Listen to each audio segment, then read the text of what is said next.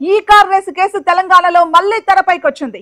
ఈ వ్యవహారంలో quid pro quo జరిగినట్లుగా నీకింత నాకింత అన్న కోణం జరిగినట్లుగా ఏసీబీ తేల్చింది. 9 నెలల దర్యాప్తులో ఏసీబీ అధికారులు ఈ విషయాన్ని తేల్చారు. ఇప్పుడు ఇది ప్రకంపనలు సృష్టిస్తుంది. హైదరాబాద్ లో ఈ కార్ రేసు నిర్వహణ క్రమంలో హెచ్ఎండిఏకు 75 కోట్ల నష్టం వాటిల్లగా ఫార్ములా ఈ ఆపరేషన్ సంస్థ 46 కోట్లు లబ్ధి పొందినట్లు ఏసీబీ అంచనా వేసింది. ఈ నేపథ్యంలో క్విడ్ ప్రోకో కింద 44 కోట్ల విలువైన ఎలక్టోరల్ బాండ్లు బీఆర్ఎస్ కు సమకూరినట్లు ఏసీబీ ఆరోపిస్తోంది.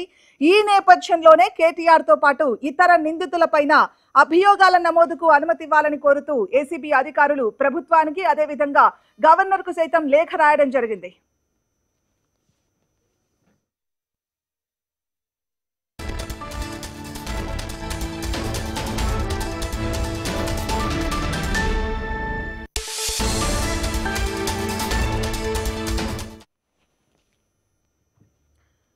యూకే చట్టాల ప్రకారం నమోదైన ఫార్ములా ఈ ఆపరేషన్స్ ఎఫ్యూఓ సంస్థ హైదరాబాద్ లో ఫార్ములా ఈ రేస్ 9-12 సీజన్లను నిర్వహించాలని నిర్ణయించింది.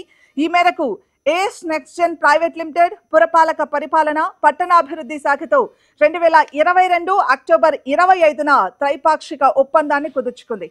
ఆ ప్రకారమే ఈవెంట్ నిర్వహణకు అయ్యే ఖర్చును స్పాన్సర్ అయిన ఏస్ నెక్స్ట్ జెన్ భరించాలని, రేస్ నిర్వహణకు అనుగుణంగా ట్రాక్ ను హోస్ట్ సిటీ ఏర్పాటు చేయాలని నిర్ణయించారు. ఈ మేరకు 2023 ఫిబ్రవరి 11న జరిగిన సీజన్ 9 ఈవెంట్ కోసం ఎంఏయుడి తరపున హెచ్ఎండిఏ 12 కోట్ల రూపాయలను వెచ్చించింది. రేస్ నిర్వహణ ఖర్చును స్పాన్సర్ భరించారు.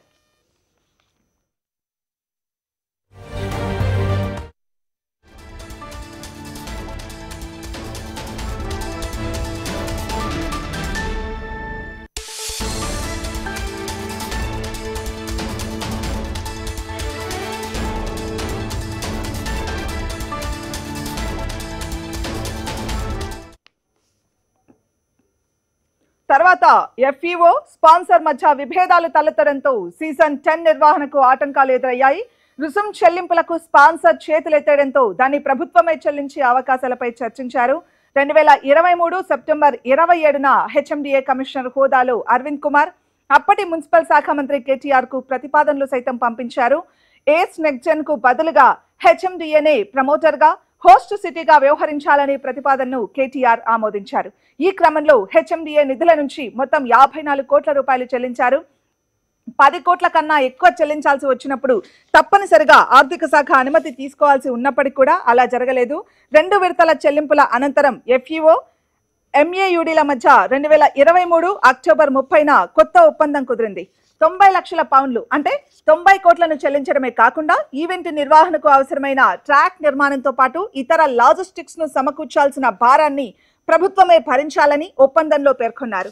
2023 అక్టోబర్ 9 నుంచి డిసెంబర్ 4 వరకు ఎన్నికల నియమావళి అమల్లో ఉన్నా కూడా ఎన్నికల కమిషన్ అనుమతులు తీసుకోకుండానే చెల్లింపులు చేసినటువంటి పరిస్థితి.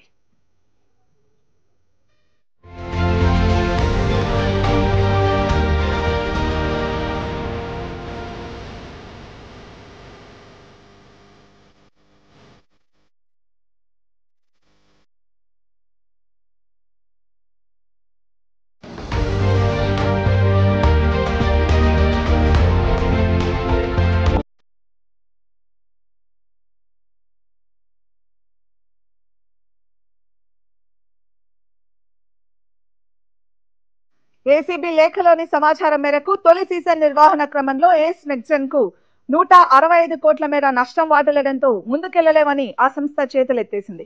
తొలి ఒప్పందం ప్రకారం మిగిలిన 3 సీజన్ల నిర్వహణ క్రమంలో ఆ సంస్థ సుమారు 600 కోట్లు చెల్లించాల్సిన అవసరం ఏర్పడింది. ఆ సంస్థకు ఈ భారాన్ని తప్పించేందుకే కేటీఆర్ ప్రణాళికను రచించారని, దీంతో ప్రభుత్వంపై సుమారు 600 కోట్ల రూపాయల భారం పడిందని ఏసీబీ పేర్కొంటుంది.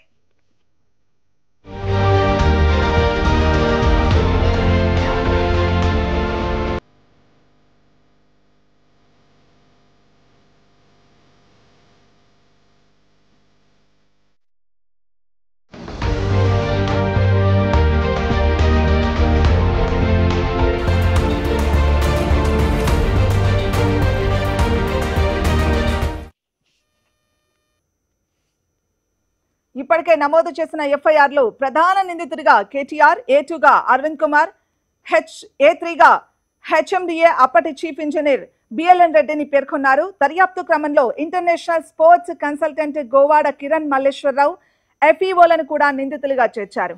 ఏసీబీ నివేదిక ఆధారంగా ప్రభుత్వం విజిలెన్స్ కమిషన్ కు సిఫారసు చేయనుంది. కమిషన్ సూచనల మేరకు కేటీఆర్ ను ప్రాసిక్యూట్ చేసేందుకు గవర్నర్ అనుమతి కోరుతూ ప్రభుత్వం నివేదికను పంపనుంది. మిగిలిన నిందితుల విషయంలో ప్రభుత్వమే నిర్ణయం తీసుకోనుంది. నేను ఇక్కడనే నిలుస్తుంటా, కావాలంటే రేవంత్ రెడ్డి వస్తాడా, ఏసీబీ డీజీ గారు వస్తారా, ఇట్లే లైవ్ కెమెరాలు ఇట్లే పెట్టుండ్రి, లై డిటెక్టర్ టెస్ట్ పెట్టుండ్రి, నేను ఇక్కడనే ఉంటా కదలా. లై డిటెక్టర్ టెస్ట్ పెట్టుండ్రి, దూద్ కా దూద్ పానీ కా పానీ. అరే నేను చెప్తూనే ఉన్నా, హైదరాబాద్ ప్రతిష్ట పెంచేదానికి, తెలంగాణ ప్రతిష్ట పెంచేదానికి ఎస్ బరాబర్ ఆ రేస్ ఇక్కడ కొనసాగాలి. మొదటి సంవత్సరం బ్రహ్మాండంగా జరిగింది, ఇంకా 3 ఏళ్ళు ఇక్కడనే ఉండాలి. హైదరాబాద్లో మొబిలిటీ వ్యాలీ రావాలి, హైదరాబాద్లో పరిశ్రమలు రావాలి, మా పిల్లలకు ఉద్యోగాలు రావాలి. ఒక sunrise sector, sustainable mobility అనేది, ఈవీస్ అనేది, ఎలక్ట్రిక్ వెహికల్స్ అనేది ఒక ఎదుగుతున్న రంగం. ఆ రంగంలో ప్రోత్సాహకాలు ఇచ్చి పరిశ్రమ ఇక్కడ వేళ్ళూనుకోవాలంటే ఈ రేస్ను ఒక ఆకర్షణగా పెట్టి దాని చుట్టూ పరిశ్రమను విస్తరించేలాగా చేయాలనేది ఒక ఆలోచనతో మేము ప్రయత్నం చేసినాము. నేను స్పష్టంగా చెప్పాను, ఒక 45 కోట్లో 46 కోట్లో ప్రభుత్వం నుంచి కట్టాలని ఆదేశం ఇచ్చింది నేనే అని స్పష్టంగా చెప్పాను. ఆ 46 కోట్లు ప్రభుత్వం నుంచి ఇక్కడ నుంచి పోయినాయి, బ్యాంకు ద్వారానే పోయినాయి, అవతల వాళ్ళ దగ్గర ఉన్నాయి. రూపాయి ఎక్కడా తారుమారు కాలేదు. ఇక్కడి నుంచి పోయిన ప్రతి రూపాయికి అక్కడ లెక్క ఉంటే ఇక అవినీతి ఎక్కడిది, అవినీతిని నిరోధించడానికి అవినీతి నిరోధక శాఖ ఎక్కడిది, అందులో స్కామ్ ఎక్కడిది, మన్ ఎక్కడిది, మశానం ఎక్కడిది. అందుకే దీన్ని ఒక లొట్టపీస్ కేసు అని చెప్పినా, మళ్ళీ చెప్తా ఉన్నా, ఏమేస్తారో ఛార్జ్ షీట్లు, ప్రాసిక్యూషన్లు, జైళ్ళు వేసుకోండి. నేను లైవ్ టీవీల ముందు మళ్ళీ చెప్తున్నా, నాకు ఎంత దమ్ముంటే నేను చెప్పాలి. ఈ దేశంలో రాజకీయ నాయకుడు అని చెప్పినాడవే, నా మీద ఏమైనా కేసు పెడితే రారాబాయి చూసుకుందాం, పెట్టు లై డిటెక్టర్ అన్నాడో 2 వరకు. నేను చెప్తున్నా రా, నేను తప్పు చేయలే, నిజాయితీగా నేను ఈ రాష్ట్రానికి ప్రతిష్ట తెచ్చే ప్రయత్నం చేసిన. ఈ లొట్టపీస్ కేసుతోని, లొట్టపీస్ ముఖ్యమంత్రి గారితో మాకేం ఫరక్ పడది.